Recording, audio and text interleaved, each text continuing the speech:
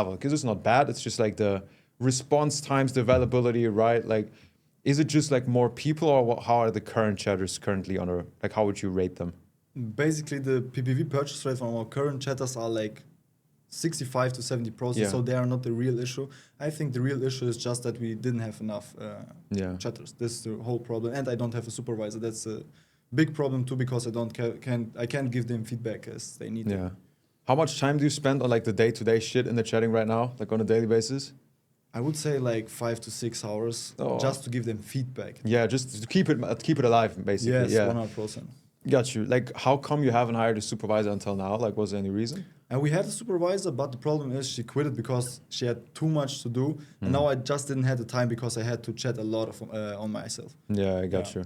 Because like, obviously, like, it's pretty Captain Obvious shit, but I mean, how many chatters you currently employ?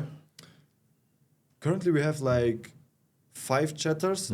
They are chatting and 2 in the pipeline for the training. Got you. And like, ideally, you want to go, I mean, you said you have like 5 creators? 4.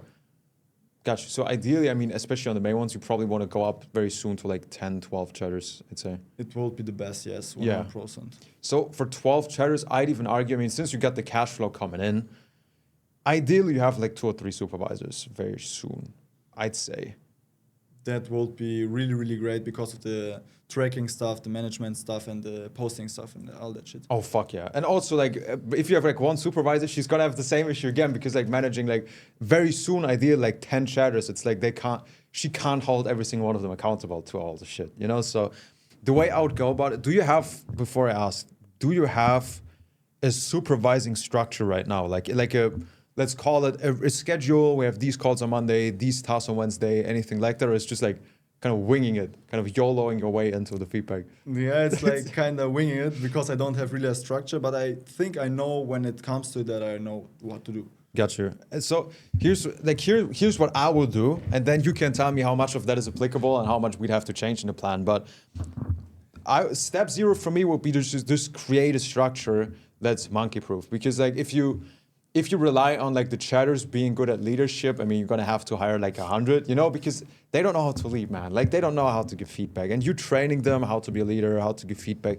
just taking months and this time that you don't have, you know. But I'd argue if you spend 6 hours a day on the chatting instead of just like actually systemizing scaling, bro, like, you know, like that's half the way to 100K done anyway.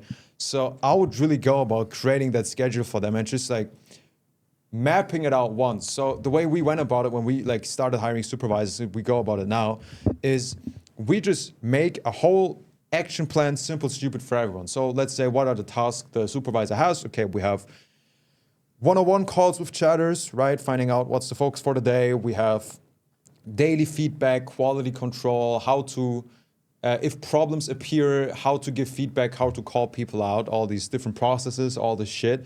And we just give them a bulletproof script. So we just go about, okay, here, your new supervisor, here's your structure. Monday, from this time to this time, you do one-on-one calls. Then you do the chatting feedback. Tuesday, you hold people accountable. You give the feedback. You hop on a Discord. They know exactly what to do and when. And for each of the tasks, there's a very clear use SOP. So Monday, one-on-one calls. They have a script. Okay, first 3 questions you ask them. How did last week go? Did you have any blockers? What's needed to get better this week? Then feedback. Okay, let's look at your chats. Take 3 chatting examples. Why do you think I picked this? Okay, you think it's bad. Why? What could you have done better? Why do you think that's important? And they don't have to be good at the job. They can literally just follow it. It's like the art of teaching people. So now you could theoretically pull not your best chatters, but the ones that are the most proactive, the ones you think they're not social idiots. Do you have some in the team where you think they might be good supervisor material in a few months? The problem is the team is really, really new, and I don't want to take my best chatter out of this role because most of the revenue goes from there. So I have to look in the next days what I can do. Yeah, ideally we take the second best. Like I would also say, like the best, if they're too good at the job, they're probably shit at it, you know? So yeah, I always have this example. I have this one friend who's like, he's fat as fuck, you know? This guy has no game. He's getting no pussy at all. But he gives the best dating advice ever, you know what I mean? Like, you have this one friend, he doesn't pull anything, but his advice is pretty fucking good. It's like the same in chatting. They don't have to be that good as long as they've done it for like, I mean, how new is the team? How many weeks they've been chatting? It's like 1 week right now. Yeah. Yeah. Got you. I would probably keep the chatters going for like another week, but get ourselves the goal that we, like on your guys' end, just to have a timeline, I would say, okay, let's look at few prospects that we think, okay, they might be good, kind of look at them, right? And then in 7 days from now, start making our picks, like go up to them, say like, hey, this is the new position, more money, more freedom, but also more responsibility, just so you're aware. And I want you to get that position because like it's a great sell, bro. Like you don't have to chat every day, you get more money. It's like you don't have to convince them. But that also means I need you to do this, this, this, and this. This is why I'm paying you more. And I need your work to be on that level. You think you can get that done? Sure. Then go into training them, maybe like let them chat half the day, supervise half the day, let them get into it, you know, let them watch you give a couple of feedback calls, let them watch you do chatting feedback. Get them to like explain the structure to them, yada yada. Do a couple, even role plays, by the way, as gay as it is. But there's what we do as well. Like every new manager, I just hop on a call with them. I'm like, okay, bro, this is my chat. Give me feedback. And they're like, well, you should do this. I'm like, no. Again, look at the SOP. Go through the training for like 1 or 2 weeks. And in the meantime, ideally, hire more chatters, even if that means you have to not jump in the chats for a couple of days. So if you don't have the time, you should 100% sacrifice that, let's say, couple of grand extra revenue, because you know how it is. Like, you're never going to get out of it. It's like a downward spiral. Yeah. So I would really block myself a week to get that training done, have the supervisor in place, then also hire all the new chatters in. Because, bro, the leverage is so fucking high. You know, like, you're always going to be the best chatter, but imagine there's like 5 of you now, because you're able to train the supervisor, they're able to train the team.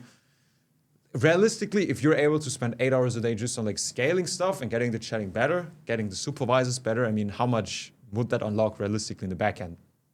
I guess like it will go like 50% up. Yeah, really fast. Yeah, every month, bro. It's like it goes up. Yeah, like 100%. Higher.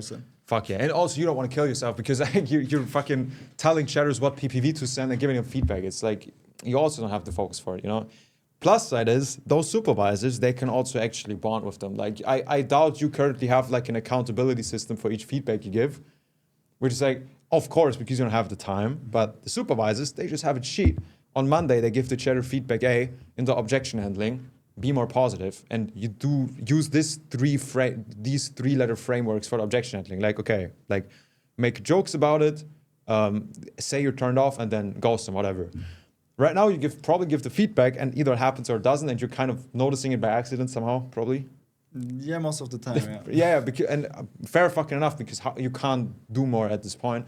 Supervisor can just have a sheet, and like they have a reminder, okay, on Tuesday, this chatter, this feedback, okay, 30 minutes of research, did they do it? If yes, praise them, give them feedback. If no, hop on a call. You know, there's so much structure that you can add. If this is a person's sole job, right now it's just like you fucking trying to give feedback between 2 different tasks. And it's like the leverage is fucking crazy.